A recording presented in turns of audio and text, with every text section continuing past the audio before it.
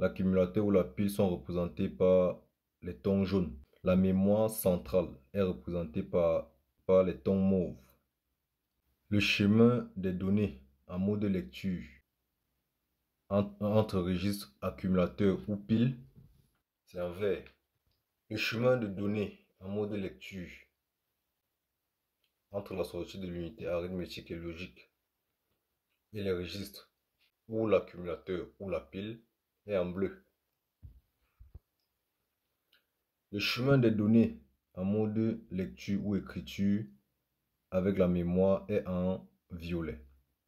Salut, vous allez bien j'espère. Nous nous retrouvons dans une nouvelle vidéo sur notre cours sur l'architecture des ordinateurs. Dans cette nouvelle vidéo, nous allons voir un concept très important, le jeu d'instruction.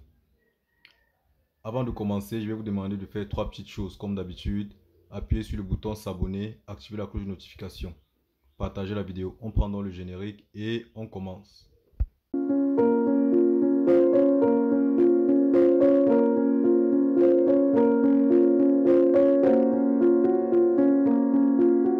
Jeu d'instruction. ISA. En anglais, Instruction Set Architecture. Le jeu d'instruction est l'ensemble des opérations qu'un processeur d'ordinateur peut exécuter. En réalité, c'est l'ensemble des circuits logiques qui y sont câblés.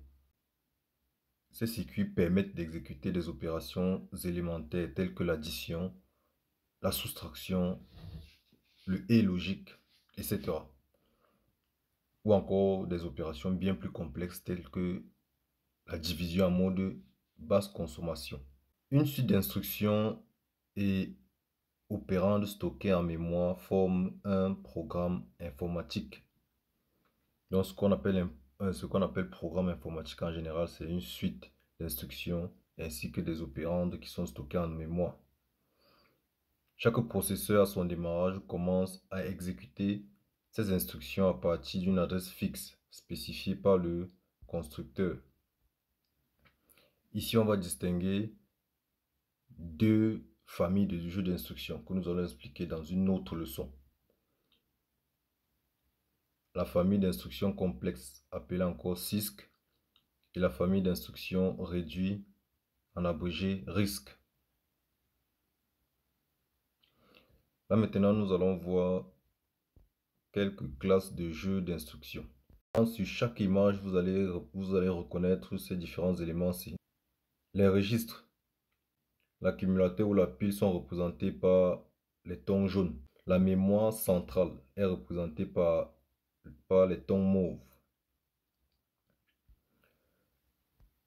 Le chemin des données en mode lecture entre registres accumulateurs ou piles, c'est en vert. Le chemin de données en mode lecture entre la sortie de l'unité arithmétique et logique et les registres ou l'accumulateur ou la pile est en bleu. Le chemin des données en mode lecture ou écriture avec la mémoire est en violet. Donc la première classe ici, c'est l'architecture d'un processeur zéro adresse. Cette architecture est encore dite à pile. Donc c'est ce que vous voyez sur l'écran là avec SP qu'on va expliquer. Dans cette architecture, les instructions vont directement agir sur la pile. Les opérandes sont directement chargées depuis le pointeur de pile. C'est ce qu'on va voir ici, stack pointer, le SP. Et le résultat est à son tour empilé. Ok, là, ce type d'architecture est populaire chez les utilisateurs de calculatrices HP fonctionnant en notation polonaise inversée, postfixée. Là, on va passer à l'architecture à accumulateur, l'architecture d'un processeur à accumulateur. Là, vous voyez, ce sont ces mêmes éléments. Reconnaissez juste les couleurs.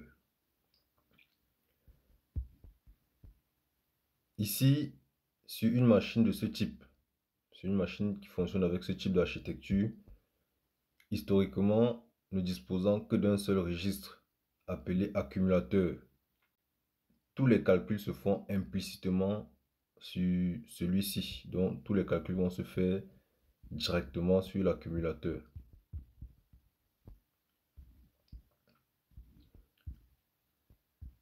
Troisième classe ici, c'est architecture de processeur avec une adresse, un registre et une mémoire. Ici, une instruction peut avoir comme opérande un ou plusieurs registres, typiquement un ou deux. Classe d'architecture. Registre. Vous voyez qu'il n'y a aucun lien avec la mémoire. C'est registre. Les processeurs RISC actuels sont tous de ce type. Donc, les processeurs RISC utilisent les registres. Donc, c'est registre vers registre.